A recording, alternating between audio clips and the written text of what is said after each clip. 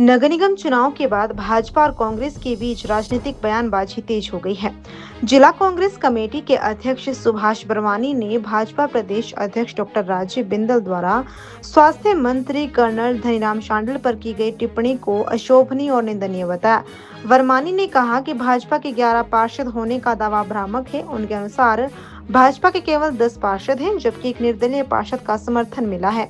उन्होंने आरोप लगाया कि भाजपा के भीतर गुटबाजी है, जिसके चलते पार्टी अपने पार्षदों को विभिन्न स्थानों पर ले जाती रही, जबकि कांग्रेस का कोई भी पार्षद शहर से बाहर नहीं गया। उन्होंने नियमों में संशोधन को लेकर भाजपा के आरोपों को भी खारिज करते हुए कहा कि यदि भाजपा को नियमों पर आपत्ति थी तो उसे न्यायालय का दरवाजा खटखटाना चाहिए था। चुनाव उसी प्रक्रिया के तहत लड़ने के बाद आरोप लगाना उचित नहीं है। सुभाष वर्मानी ने कर्नल धनीराम शांडिल को ईमानदार प्रतिनिधित्व बताते हुए कहा कि उनके खिलाफ अभद्र भाषा का प्रयोग बर्दाश्त नहीं किया जाएगा। उन्होंने चेतावनी दी कि भविष्य में इस प्रकार की बयानबाजी जारी रही तो कांग्रेस आंदोलन के साथ कानूनी कार्रवाई भी करेगी। पिछले कल नगर निगम सोलन के चुनाव संपन्न हुए। उसके पश्चात भारतीय जनता पार्टी के प्रदेश अध्यक्ष बिंदल जी ने जिस प्रकार की शब्दावली का प्रयोग हमारे स्थानीय विधायक आदरणीय धनीराम शांडिल जी के खिलाफ किया, वो भाषा अशोभनीय और निंदनीय है।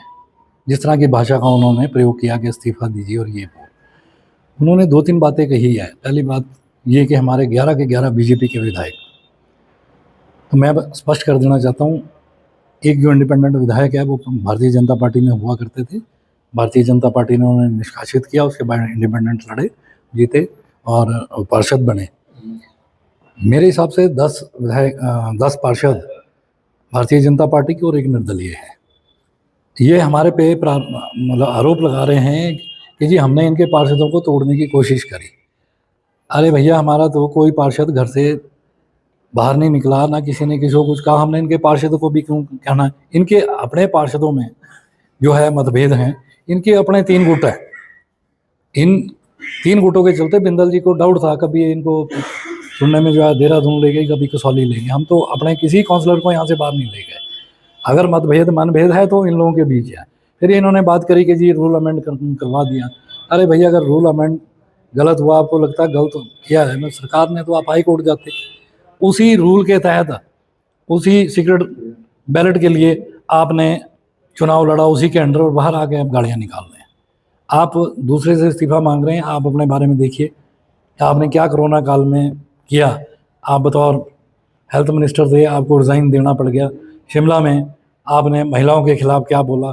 मैं इनके खिलाफ कोई ऐसी मैं पर्सनल टिप्पणी कभी किसी पे करता नहीं, ना आज भी करूँगा। मेरा तो सिर्फ आप लोगों के माध्यम से इतना कहना है कि हमारे स्थानीय विधायक जो हैं उनके खिलाफ आज तक किसी ने उंगली नहीं उठाई। वो बड़े ईमानदार व्यक्ति के धनी हैं। वो अगर भविष्य में इस तरह की किसी भाषा का प्रयोग हमारे विधायक के खिलाफ किया गया तो कांग्रेस पार्टी निसंदेह बिंदल जी के खिलाफ सड़कों पर उतरेगी और कानूनन जो भी कुछ बनता होगा वो भी करेगी। धन्यवाद।